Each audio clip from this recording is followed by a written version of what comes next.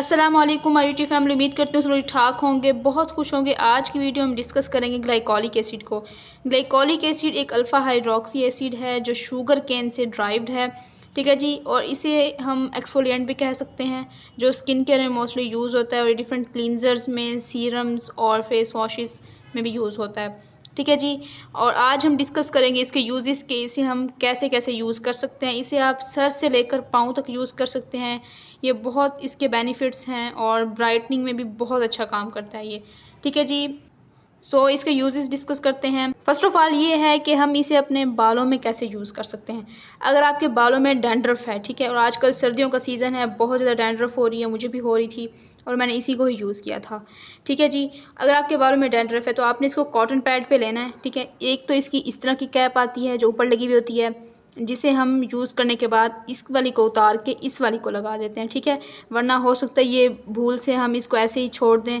इस तरह से खोलते हैं हम इसको, ठीक है, और इस तरह से कॉटन पैड पे लगा के, ठीक है जी। इस वक्त टाइम मेरे पास कॉटन पैड नहीं है, सो मैंने आपको ऐसे ही निकाल के दिखा दिया। फिर आप इस तरह से इसको बंद कर देते हैं।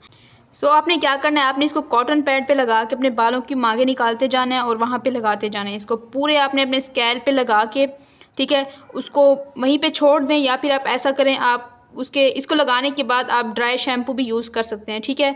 और उसके बाद अगर आपके बालों में डैंड्रफ है तो वो भी ख़त्म हो जाएगी इंशाल्लाह। 2 से 3 हफ़्ते के बाद आपने इसको हफ़्ते में 2 मरतबा या 3 मरतबा ही यूज़ करना है, ठीक है। और अगर आप नहीं नहाए हुए कुछ दिन से, तो फिर भी आपके बाल बड़े फ्रेश हो जाएंगे।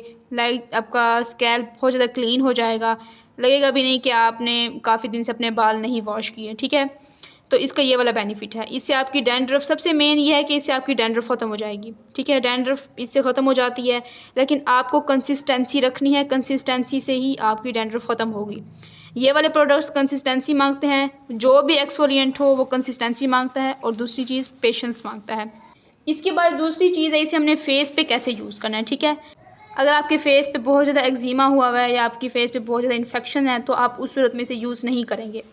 वरना अगर आपकी स्किन पे पिगमेंटेशन है या फिर मलाज़मा है, उसके अलावा अगर आप ब्राइटनिंग चाहते हैं, ठीक है, अगर आपकी स्किन डल हुई हुई है तो आपने इसको यूज़ करना है। इससे डेड स्किन रिमूव होगी, स्किन एक्सफोलिएट होगी और बहुत ब्राइटन अप लगेगी, ठीक है। ब्राइटन अप लगने के साथ साथ आपकी स्किन पे एक अच्छे सा ग्लो भी आएगा, शाइनी सा इफ़ेक्ट भी आएगा और स्किन इवन आउट भी हो जाएगी। और साथ में जो आपकी डेड स्किन है वो भी रिमूव हो जाएगी और कोलेजन भी बूस्ट होगा। इसका ये वाला बेनिफिट है। इसके अलावा आपने इसको फेस पे लगाना है, गर्दन पे भी ब्राइटनिंग के लगा सकते हैं। अभी इसका हम डिस्कस करते हैं तीसरा यूज़।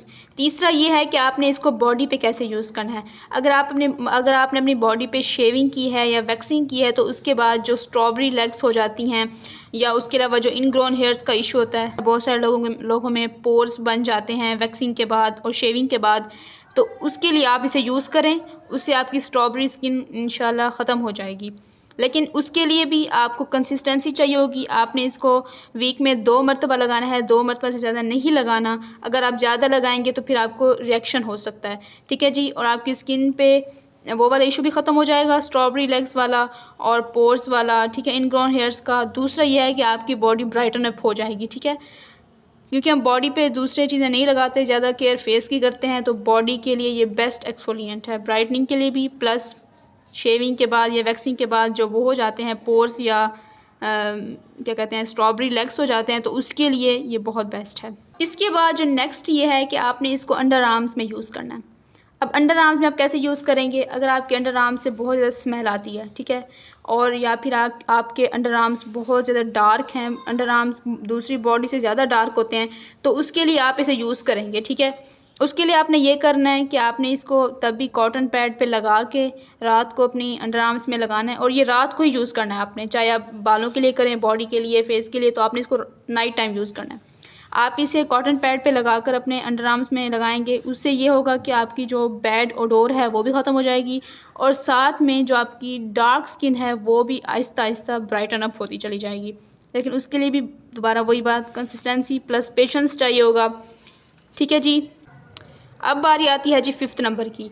आप इसको अपने पाँव और हाथों पे यूज़ कर सकते हैं, ठीक है। अगर आपके हाथ और पाँव बहुत ज़्यादा डार्क हैं, ठीक है, उस पर बहुत ज़्यादा टैन है, पिगमेंटेशन है, ये सन स्पॉट्स हैं, तो उसके लिए आप ग्लाइकोलिक एसिड यूज़ करें। बहुत से लोग पूछते हैं कि हम हैंड्स के लिए हमें कुछ बताएं।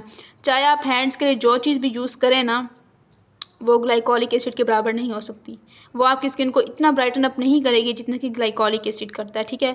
आप दूसरी जितनी भी क्रीम्स लगा लें उसमें स्टेरॉइड्स होते हैं, स्किन बहुत ज़्यादा पतली हो जाती है और साथ ही साथ उसमें हाथों में एजिंग बहुत ज़्यादा जल्दी आती है, ठीक है।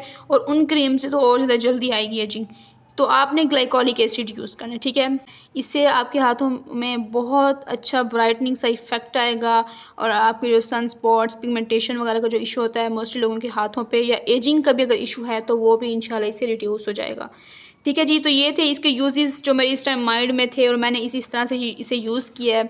अगर आपके माइंड में कोई क्वेश्चन हो तो आपने मुझे कमेंट लाजमी करना है, इंशाल्लाह आई विल रिप्लाई यू, ठीक है जी। तो ये थी आज की वीडियो। उम्मीद करती हूँ आज की वीडियो आपको बहुत अच्छी लगी होगी। मिलते हैं नेक्स्ट वीडियो में। लेकिन मैं एक बात आपसे कहना भूल गई कि अगर आप ये वाला टोनर अफोर्ड नहीं कर सकते तो दूसरा वो ट्रैगो का टोनर आता है, वो भी ग्लाइकोलिक एसिड है, उसके मैंने बहुत अच्छे रिव्यूज़ देखे हैं, आप वो भी ट्राई कर सकते हैं, ठीक है जी।